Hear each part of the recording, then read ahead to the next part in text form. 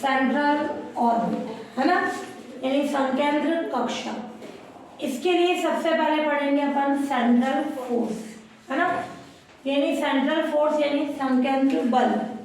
इसके लिए क्या होता है, कोई पार्टिकल किसी कर्व के अलोंग मोशन कर रहा है, क्लियर, किसी टाइम टी पर पार्टिकल पॉइंट पी पर है, क्लियर। सेंट्रल फोर्स का मतलब होता है पार्टिकल कहीं पे भी हो उस पर एक फोर्स लगेगा, एक बल लग रहा है, उसकी डायरेक्शन हमेशा एक फिक्स पॉइंट की ओर होनी चाहिए। ये ओ कौन है, फिक्स पॉइंट,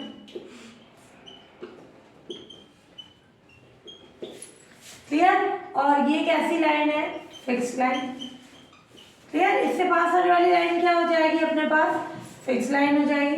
तो यहाँ पार्टिकल कहीं पे भी हो उस पर एक फोर्स लग रहा है, उस फोर्स की डायरेक्शन ऑलवेज ओ की ओर होनी चाहिए, यानी वो फोर्स इसको अपनी तरफ खींच रहा है, क्लियर। ये फोर्स कहलाता है सेंट्रल फोर्स, क्लियर, संकेंद्र बल, क्लियर।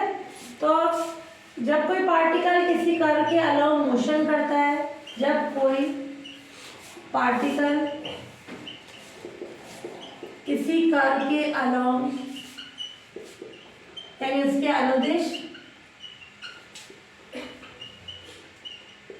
मोशन करता है, क्लियर, तो पार्टिकल पे एक फोर्स लगेगा, तब पार्टिकल पर एक फोर्स यानी बल लगता है जिसकी डायरेक्शन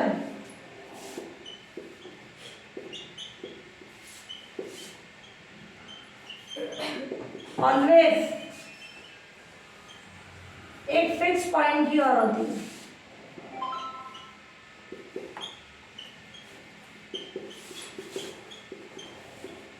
फिक्स पॉइंट की ओर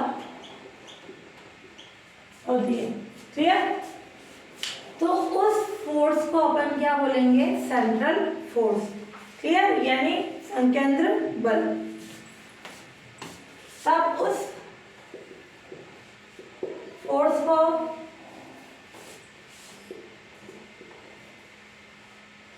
सेंट्रल फोर्स यानी केंद्रीय बल,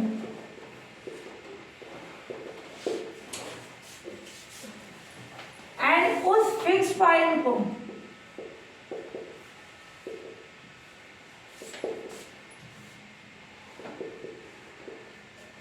क्या बोलेंगे, सेंटर ऑफ फोर्स, बल का केंद्र। उस फिक्स पॉइंट को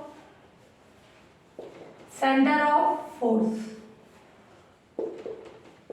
यानी बल केंद्र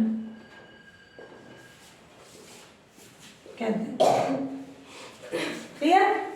तो हमेशा पार्टिकल पर एक फोर्स लगेगा, उसकी डायरेक्शन हमेशा फिक्स पॉइंट की ओर होनी चाहिए। उस फोर्स को हमेशा कैसा फोर्स बोलेंगे, सेंट्रल फोर्स, केंद्रीय बल, और ये फिक्स पॉइंट हो जाएगा अपना सेंटर ऑफ फोर्स, बल केंद्र। ध्यान से समझना, जब पार्टिकल पे पूरा का पूरा फोर्स ओ की ओर लग रहा है तो फोर्स क्या होता है, मास इनटू एक्सेलरेशन। तो अपन बोल सकते हैं पूरा का पूरा एक्सेलरेशन जो त्वरण है वो कहाँ लग रहा है, ओ की ओर, क्लियर, सेंटर की ओर। और एक्सेलरेशन का मतलब यानी उसका रिजल्टेंट एक्सेलरेशन, परिणामी त्वरण, ये कॉन्सेप्ट से अपन कंडीशन बनाएंगे, क्लियर। ये तो हो गया सेंट्रल फोर्स। फिर जो ये पार्टिकल का पाथ बना जिसपे पार्टिकल मोशन कर रहा है वो कहलाता है सेंट्रल ऑर्बिट, संकेंद्र कक्षा। तो सेंट्रल ऑर्बिट क्या हो जाएगा,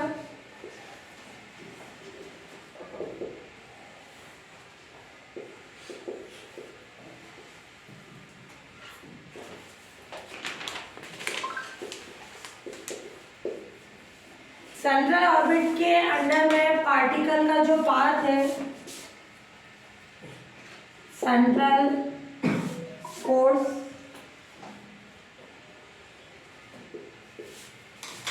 के कारण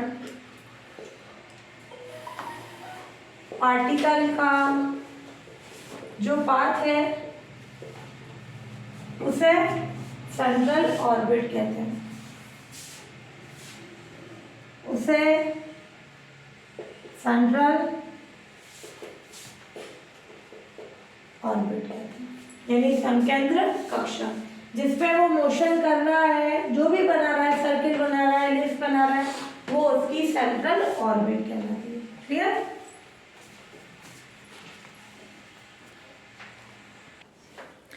हाँ, अब एक fundamental equations of central orbit, ये वेरी इंपॉर्टेंट है, शॉर्ट क्वेश्चन में भी पूछते हैं, 3 नंबर में इसका प्रूफ भी पूछता है ना। सबसे पहले ले सेंट्रल ऑर्बिट की जो फंडामेंटल इक्वेशन निकालेंगे, किसके लिए? पोलर। पोलर और पैडल दो तरह की फॉर्म है। पोलर यानी ध्रुवीय रूप जो आर और थीटा में आती है। डायग्राम ध्यान से समझना। कोई पार्टिकल किसी कर्व के अलोंग मोशन कर रहा है, किसी टाइम t पर particle point p r theta पर है। क्लियर? अब उस पे सेंट्रल फोर्स है। सेंट्रल फोर्स का मतलब सेंटर की ओर है ना, फिक्स पॉइंट। यहाँ सेंटर कौन हो जाएगा? पोल। क्लियर? ये सेंटर ऑफ फोर्स। बल केंद्र जो है, ये डायरेक्शन, ये है। अपन बोल सकते हैं कि पार्टिकल पे सेंट्रल फोर्स जो है फिक्स पॉइंट ओ यानी पोल की ओर लग रहा है। जब फोर्स इधर लग रहा है तो उसका पूरा का पूरा एक्सेलरेशन कहाँ लगेगा?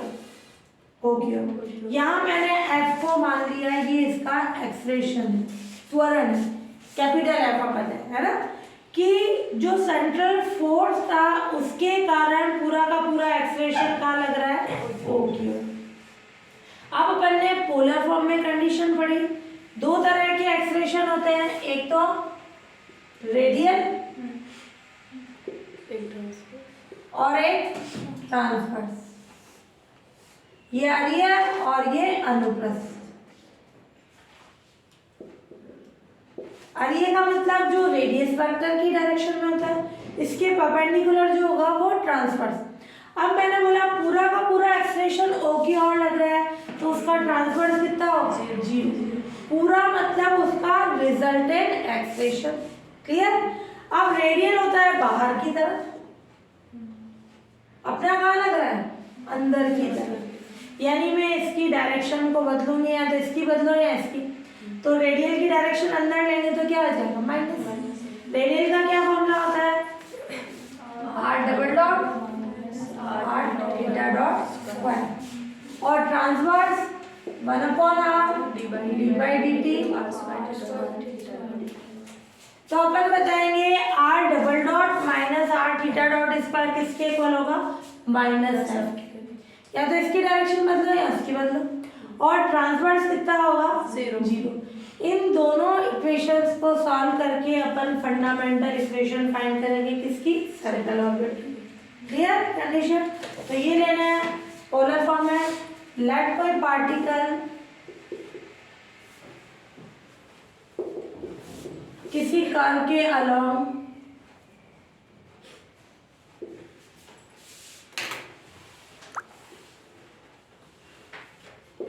मोशन करता है और किसी टाइम t पर, किसी टाइम t पर particle point p r theta पर है। क्लियर? और पार्टिकल पर O की ओर सेंट्रल फोर्स लग रहा है। क्लियर? पार्टिकल पर O की ओर सेंट्रल फोर्स लग रहा है।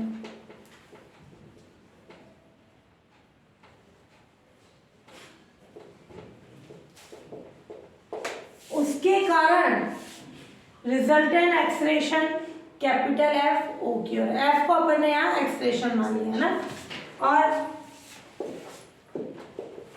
उसके कारण रिजल्टेंट एक्सेलरेशन जो परिणामी त्वरण है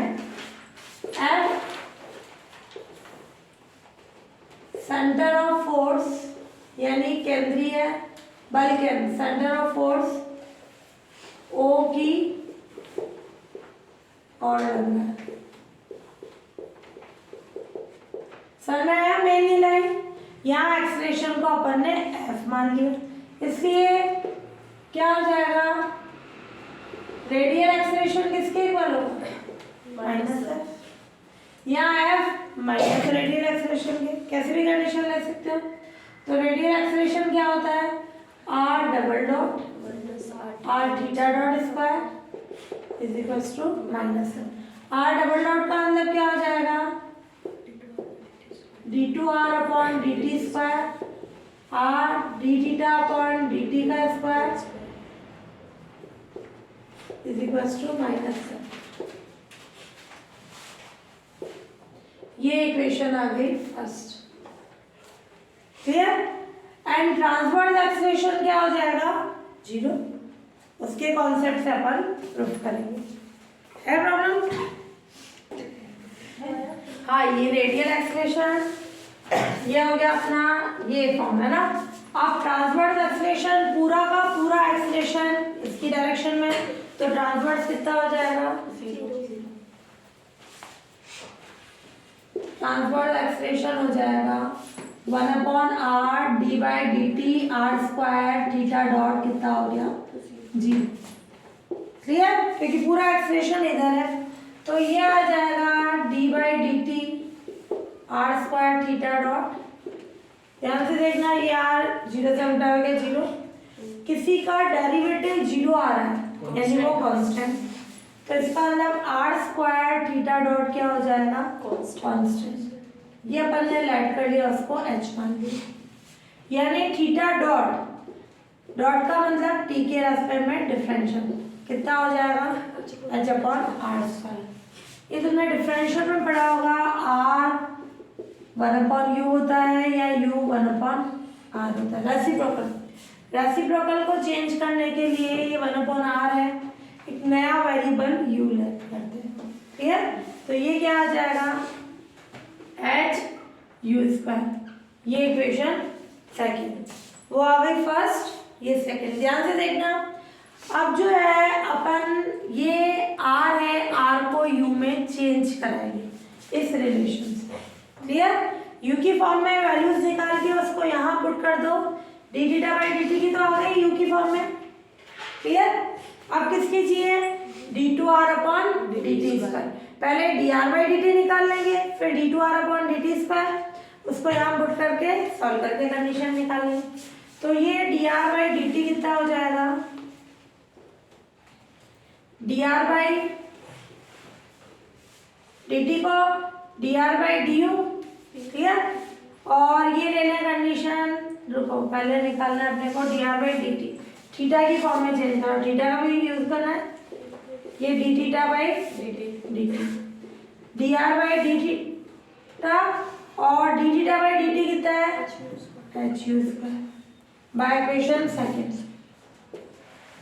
फिर मैं इसका चेन रूल लगाऊं, D R by D you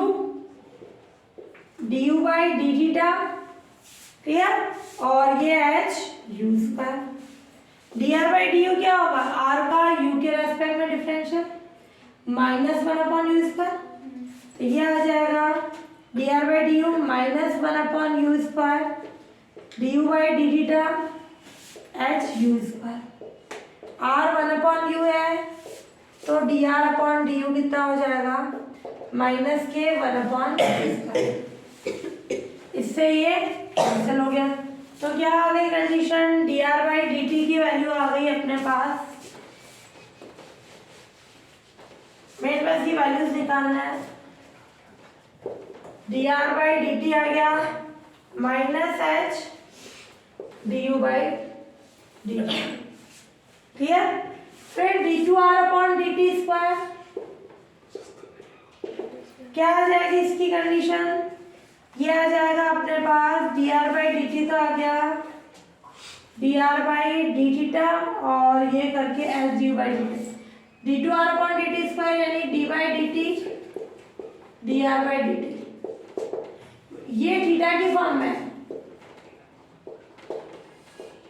जब ये थीटा की फॉर्म में है तो इसका चेन रूल भी किस फॉर्म में बना है, थीटा की, D by D theta by D T.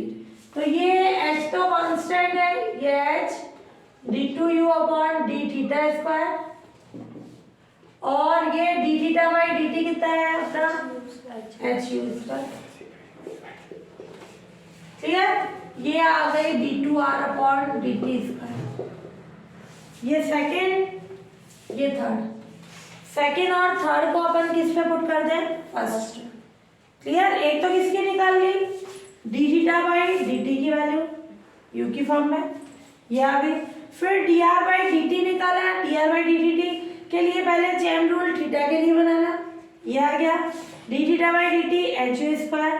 फिर ये D R by D theta you में चेंज कराने के लिए यू का चेन रूल बना दो, ये D R by D U आ जाएगा minus one upon U square, ये एज इट इज, ये कैंसिल होके ये आ गया।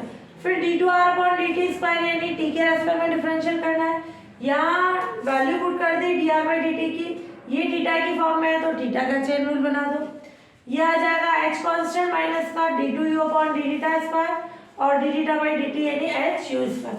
सेकेंड और थर्ड को अपन पुट कर देंगे फर्स्ट में, तो putting equation second and third,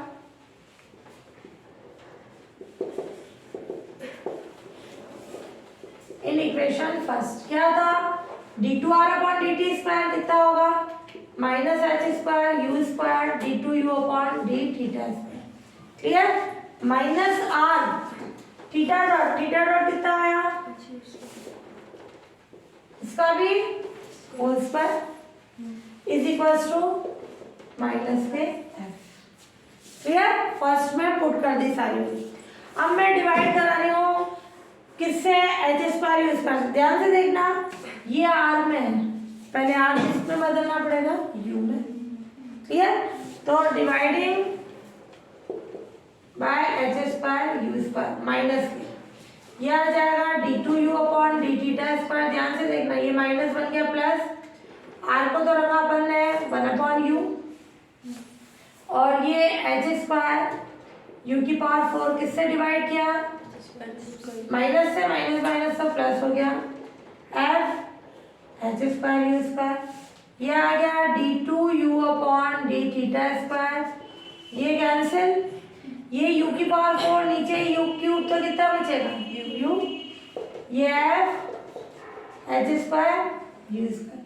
ये फंडामेंटल इक्वेशन हो गई सेंट्रल ऑर्बिट की, किसके लिए, फॉर पोलर फॉर्म, है ना। शॉर्ट क्वेश्चन में भी पूछते हैं, डायरेक्ट ये लिख सकते हो, प्रूफ बोल रहा है तो प्रूफ करके बताओ क्या हो गई सेंट्रल ऑर्बिट के लिए फंडामेंटल इक्वेशन पोलर फॉर्म के लिए, u d two you upon D theta square is equals to f upon h square u square। Clear, ये आ गई इसकी पोलर इक्वेशन, किसकी, सेंट्रल ऑर्बिट की।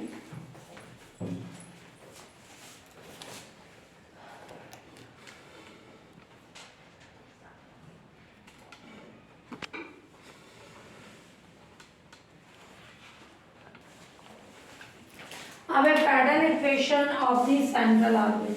पहले तो अपन ने पढ़ी, ये पोलर फॉर्म में है सेंट्रल ऑर्बिट की equation, d two you upon D theta square plus u equals to f upon h you square की कंडीशन, है ना। तो सही क्या हो जाएगी, पोलर फॉर्म में सेंट्रल ऑर्बिट की इक्वेशन क्या होती है,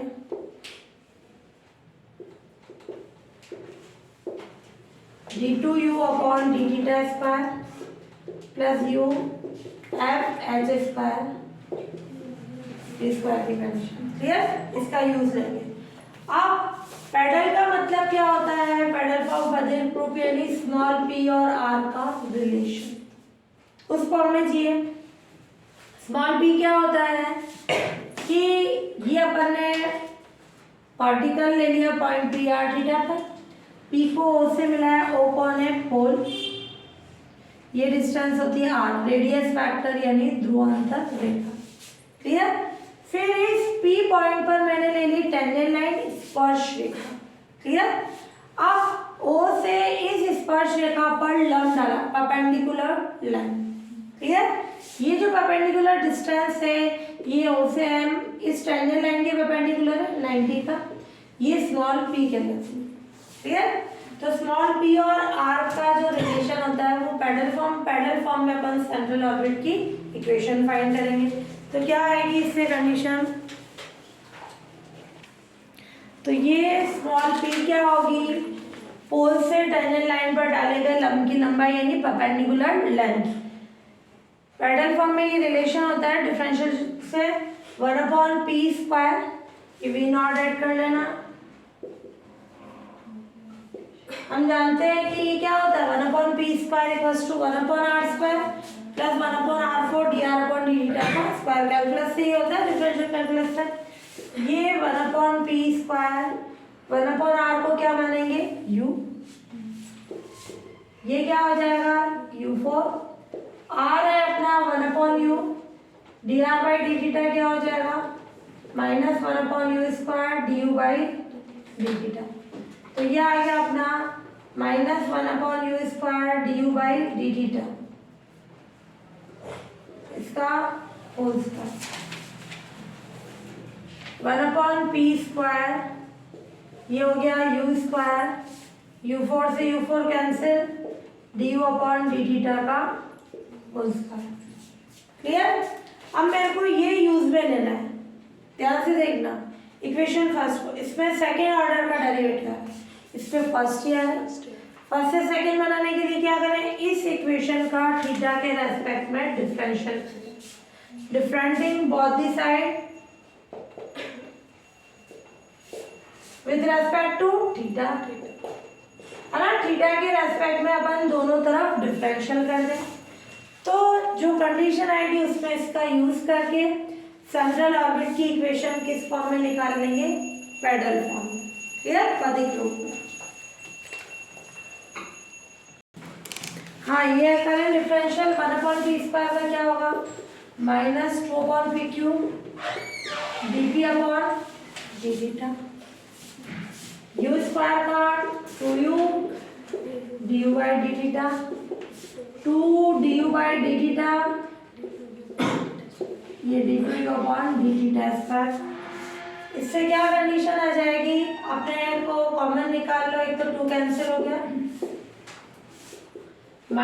-dp/dθ, ये 1/p³। ध्यान से देखना, मैं इसमें से du/dθ कॉमन निकाल के डिवाइड करा रही हूँ, क्या बचेगा u प्लस d2u/dθ², ठीक है। इसकी वैल्यू है इक्वेशन फर्स्ट से कितनी आ जाएगी, f/h² की कंडीशन। तो ये dθ से भी dθ हट गया, -1/p³ कैंसिल करा सकते हो ना, dp/du, और ये f/h²u²। p और r में रिलेशन चाहिए, ये चेंज करा दो, dp/dr dr/du, चेन रूल बना दिया। dr/du क्या था, ये -1/p³ dp/dr, dr/du कितना है माइनस के, ये r क्या था 1/u, dr/du क्या हो जाएगा 1/u², क्लियर। और ये f/h² कैंसिल, तो ये आ जाएगी कंडीशन अपने पास, माइनस माइनस प्लस, इसको भी इधर भेज दो, ये आ गई सेंट्रल ऑर्बिट की पैडल फॉर्म, क्लियर। इसकी इक्वेशन आ गई किस फॉर्म में, पैडल फॉर्म में आ गई, क्लियर। ये प्रूफ हो गया। शॉर्ट क्वेश्चन में पूछे तो डायरेक्ट लिखना है, प्रूफ तो पूरा सॉल्व करके बताना है।